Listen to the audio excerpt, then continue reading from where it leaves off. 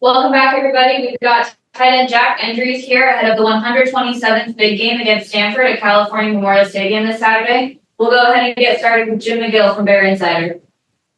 Hey, Jack, your third game now. That's a big game for you. Can you talk a little bit about how the meaning of the game has evolved to you over these seasons? And is it kind of a little bit difficult to get all these new guys to fully understand how important the game is to the Cal fan base?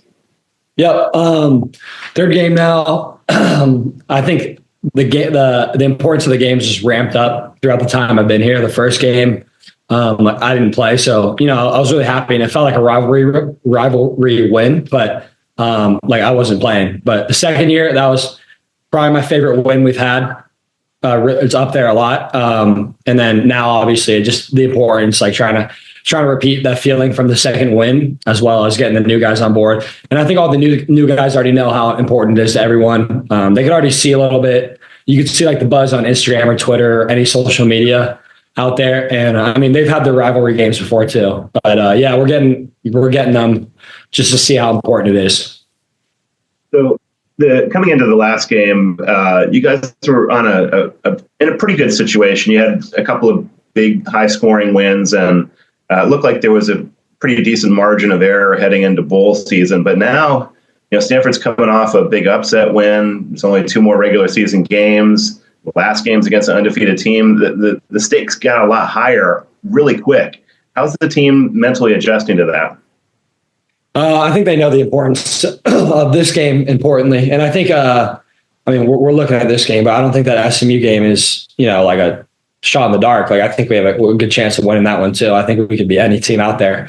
But there's definitely the importance of like, hey, this is the rivalry game and this is the bowl game too. So just the feeling of winning this game would probably be unmatched of anything and just be the best.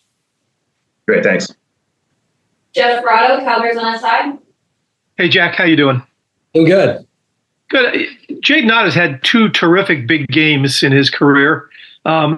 He's obviously had a difficult season this year, but I'm wondering, what do you expect from him on Saturday? And we saw a little glimpse of some progress on this past Saturday. And what do you think he might do in the big game on Saturday?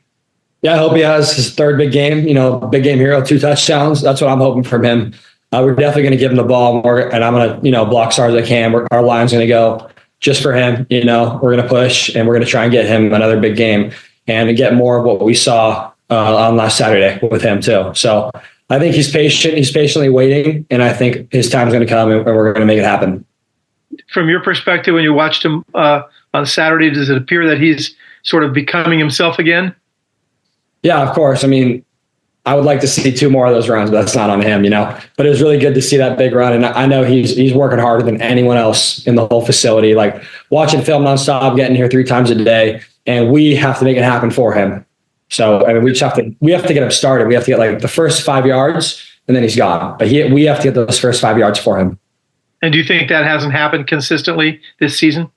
I think our blocking's been subpar. My blocking hasn't been great, and I think we just need to be better and establish the run game, especially against Stanford. Thanks, Jack.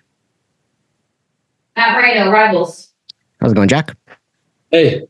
You've had 10 games, I guess, to work with Coach Safel. Obviously went through the entire offseason with him. What's it been like, kind of going through most of the season with him? And what's been his messaging to you guys as you guys head towards the tail end of this year?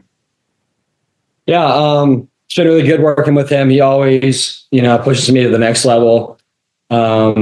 There's always something I could do to get better. And he's telling me, but he's also, congratulating me when there's something good. So it's a good mix. And he's telling me, we're in week 10 or game 10 of the season, or game 11, but there's still so much more that we can improve on, and it's not over yet. And we have to improve on everything. So he's holding us accountable no matter what. And he's just pushing us to become great. It feels like throughout the season, a common theme has been like we're one play away. We're, a few plays away from really having a complete performance.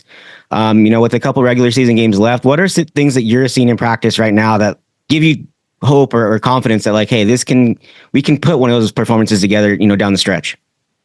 Yeah, I mean, we go against our defense every day in practice, and I know how good our defense is. I think we have a top defense in NCAA, in the college level.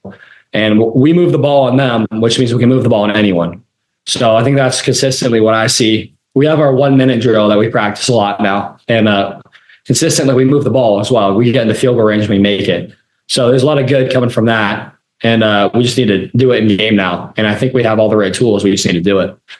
It brought this up to Coach Blesh, but, Fernando is particularly hard on himself, after throwing 2 interceptions in the last game. I know he's one of your close friends. What did you say to him after that game? And do you have to say anything to him, after a moment like that? Yeah.